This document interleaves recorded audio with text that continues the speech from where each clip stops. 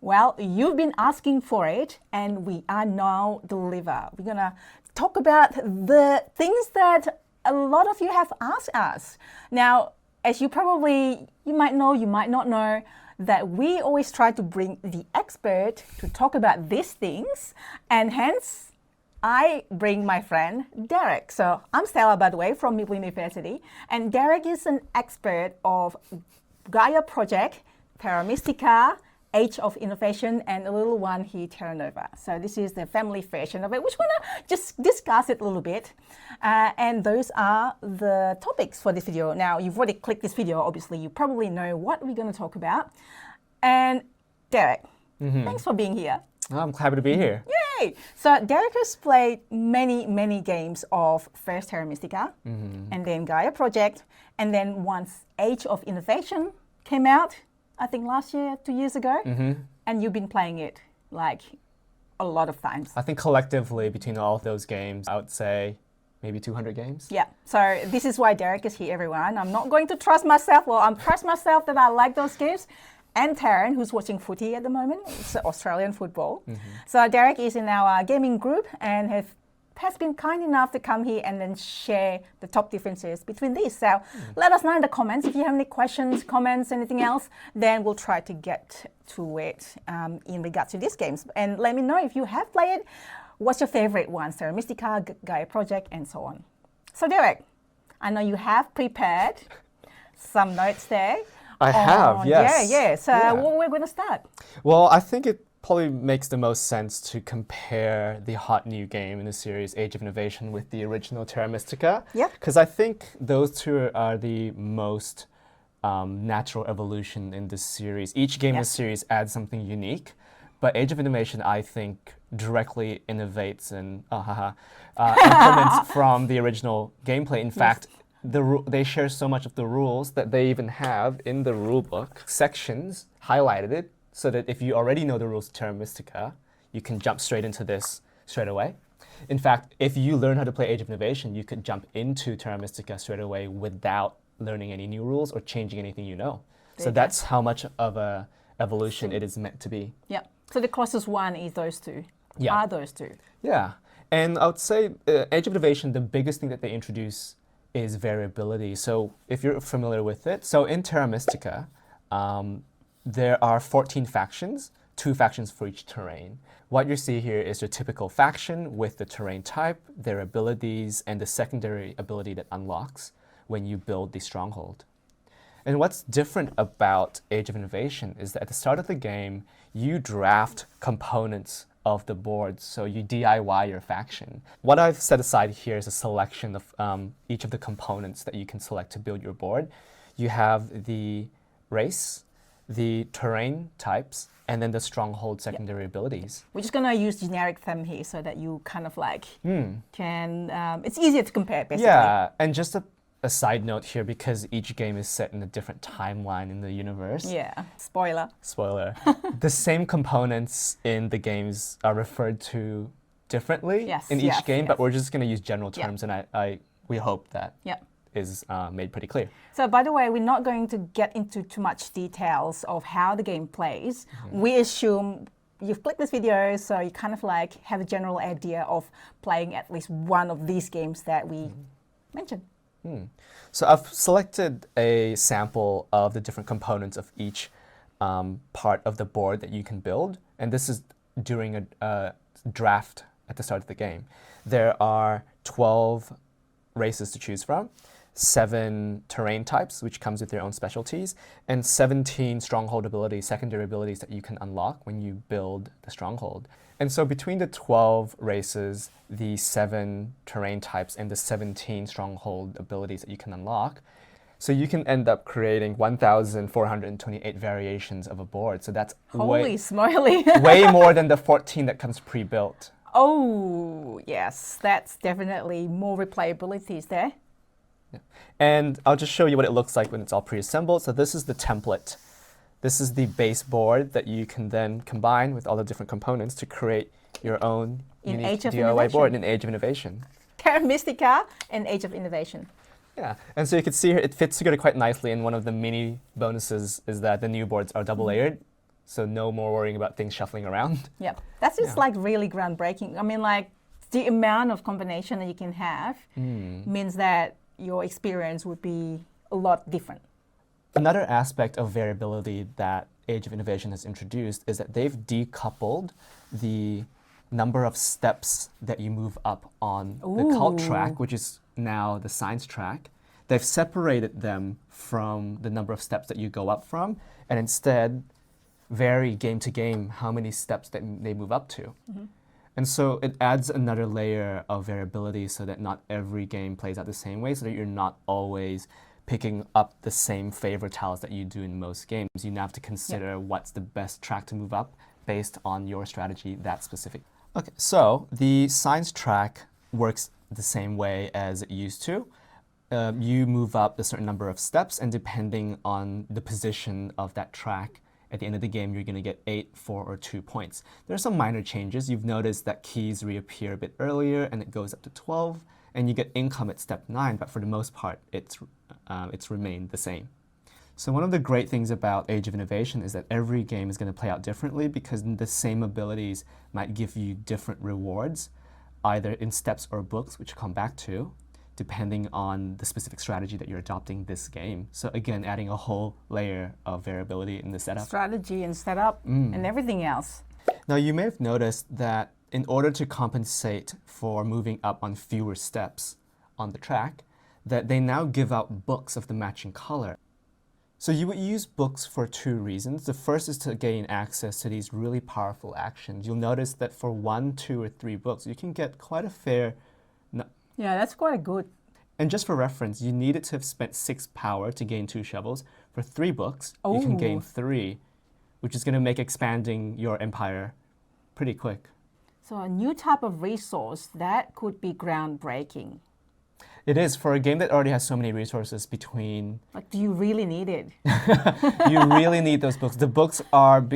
We used to think the meeples were the most rarest resource in the game because they let you move up the cult track, but the books are even rarer and they give you so much more. In fact, it's going to be a really hotly contested resource. Give me those books. Come on, bring it on. All right, let's have a look at those things. So we mentioned earlier that books are useful for gaining access to some powerful actions, but in most cases, you actually want to save them up to pick up these. So these are... This is a strategy as well, right? Yes, this is one of the bigger additions to the game. These are innovations, and there's only a select few in each game. Depending on the number of players, you might get between 8 to 12 to choose from. Yeah. And that's it. That's the 12 the whole game that everyone needs to fight over, and they're really big impact. You'll notice here that they vary in effects from powerful round-by-round actions. In this case, you can get a meeple and 3 points, to one-off scoring. For example, this will give you 5 points for each school or college that you've built. And knowing that these are hotly fought over, there's an added tension towards the late game where people are going to try to get as many books as they can to get these innovations before anyone else does. And it adds another layer of tension that wasn't really present in the original game. So at the end of the video, we're going to share you, is it worth to have both games, or should you sell one? Should you get another game? Should you upgrade? But first, we're going to talk about Gaia Project and Terra Nova. So let's talk about Terra Nova first. Intermission. So Terra Nova, what is it? This is a lighter version of Terra Mystica, basically. I think the way it's been pitched is that it's meant to be like a more accessible family version of Terra Mystica. It's meant to ease players into the world and the gameplay without any of the extra mechanics that might be off-putting to other players. I would say it's accessible enough that even players who don't usually play heavy strategy games might get something out of this. Oh, right. So I know that it's kind of like a trial, a demo version before you get into Terra Mystica. Yeah. Or Age of Innovation. Or Gaia Project. Yeah, thank you. Yeah, I think it's a great way to try the game and get a sense of that game without needing to commit 3 hours. Yes. I think the box says you could finish this game in about an hour. Yeah, I think it's probably about right, I reckon. Yeah, we'll play so if you're curious about the game, you could find someone who has a copy of this, or have a go yourself. Yeah. Or come to my board game meetup and let me know, and I'll bring it. So in Melbourne, if you are in Melbourne, Now, Gaia Project. Yeah, so Gaia Project is the second game in the series, and this is set far into the future of the same universe. So far. Yeah, and I think when it came out, it did innovate on a lot of things. There's two main things that they've done that's quite different. The first thing is that instead of a pre-made board that all the other games comes Ooh, with, it's a modular board. it is a modular board, and Okay. so every game you get to build a board to any shape that you want. You could play a game that's quite evenly spaced out Wow. and circular, or if you really wanted a really tough game, you could make a really weird shape like a Yeah. curve or an arc. It's totally up to you. And there's even an added, an advanced mechanic where players can even take turns drafting and building the map turn by turn. So it really adds variability in the map. Yes, and we're talking about, I mean, the obvious different theme of the Yes. game. Outside that, how the gameplay differs from Terra Mystica. So we're just focusing on the things that really affect how the game feels. So I would say Age of Innovation just adds more stuff. Specifically, the innovations add a lot of endgame tension for really Yes. powerful endgame effects. Gaia Project adds variability in the sense that every board's going to be different. And the theme. And the theme, if you Yeah. really love your sci-fi theme over the, I think, a pseudo steampunk of Age of Yeah, yeah. Innovation and traditional fantasy of Terra Mystica, if you love sci-fi, this gives you that hit. That hit for sure. Yeah, and there's one big change to Gaia Project too. If you don't love the tension of racing up that track and trying to score first, second, and third place, in Gaia Project they've replaced it with a tech track instead. Ooh, tech track I love. I mean, the sounds of like tech track. I love the when somebody said tech track, sign up for me. Sign up to play this game. Yeah, so what's different this time is just the same way as before. When you build a school or a university, you pick up one of these favors, they call them technologies now, and when you pick them up, you move up on that respective track.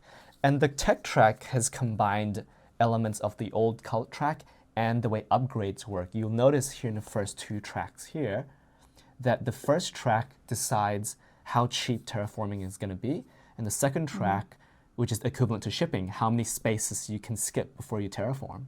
So you need to consider not only what technologies do you want, but what tracks do you want to focus on and what to specialize in. And this is what's unique things about Gaia Project. Yes. So those are the two main selling points to Gaia Project if you're considering which game to play. So, at the end, out of the 4 games, which one is your favorite and why? And should people buy everything, all 4? So I would consider myself a super fan. I wouldn't actually call myself an expert. I just love the game, but I get destroyed. Fanatic. Yeah, but I get destroyed on Board Game Arena, but I love the franchise. It's my favorite board game series of all time. So for me personally, the moment I played Age of Innovation, and I'm not exaggerating here, 2 rounds into Age of Innovation, I put my copy of Terra Mystica up for sale. There you That's- go, yes. That's how much I love Age of Innovation, and that's how much I feel. It's not that Terra Mystica is redundant, but for me, it ticks the boxes. I love the almost infinite number of variability that's introduced from the factions. And I know that. I know. Okay, Derek always love variable player power, Yes. and the one that you can upgrade as well, like Yeah. Minos. Any game, and especially any expansion that adds variable powers, for me, it's a hit. And Terra Mystica is already a game that I love, and I'm now obsessed with Age of Innovation. So, in terms of comparing those two, I think Age of Innovation is the clear winner here. I don't think it adds any more complexity if Terra Mystica is already familiar to you, and it just adds endless replayability. The one point that people might prefer Terra Mystica over Age of Innovation is because Terra Mystica is relatively limited in scope. I suppose it's more balanced and more competitive ready, but if you're just playing for fun, Yeah. there's so much to enjoy in Age of Innovation. And then how about Gaia and Terra Nova? So personally, I only own 2 of the 4 games in this series. I still own Age of Innovation, and I still own Gaia Project. I think Gaia Project is different enough for me The personally. tech track. The tech tracks are really fun. Yeah. It works somewhat similarly, but it feels very different. There's less tension on racing to the top, but really trying to specialize in each tech. And again, the tech is assigned to a different track every game. So again, there's that variability there. And there's something really cool about having a different map every time. Yeah.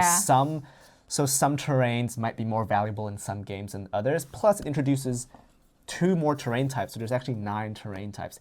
Technically 10 if you include the Lost Planet. So again, it adds a different flavor of game here.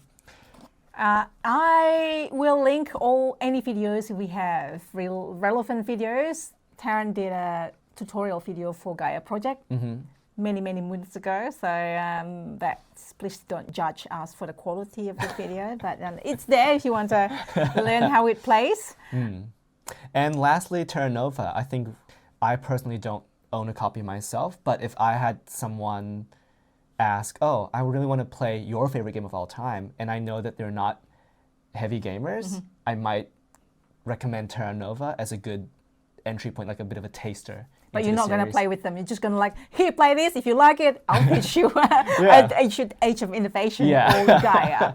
That sounds like you. Yeah. So if you are a fan of any of these games, if you have any questions for me or Derek, please let us know in the comments. I'll try to give it to Derek to reply as best as you can. Yep. And Derek always up for playing Age of Innovation.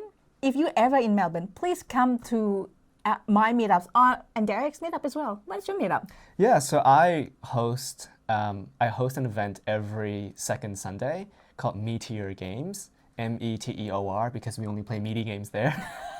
So where can people find Meteor Game? Is it on Facebook or Yeah, the on best website? place to look up the information on when we're meeting and where we're meeting Yep. is to search up Meteor Games on meetup.com. There you can find all the dates and times that we meet up. We usually meet from 12 o'clock at an Irish pub, and we just get a few drinks and play till whenever we leave, usually till 6, 7, 8 sometimes. So if you are in Melbourne, please do come if you like heavier games. If you're not in Melbourne, please buy a flight ticket and come all the way to Melbourne. If you're not even in Australia, do that as well.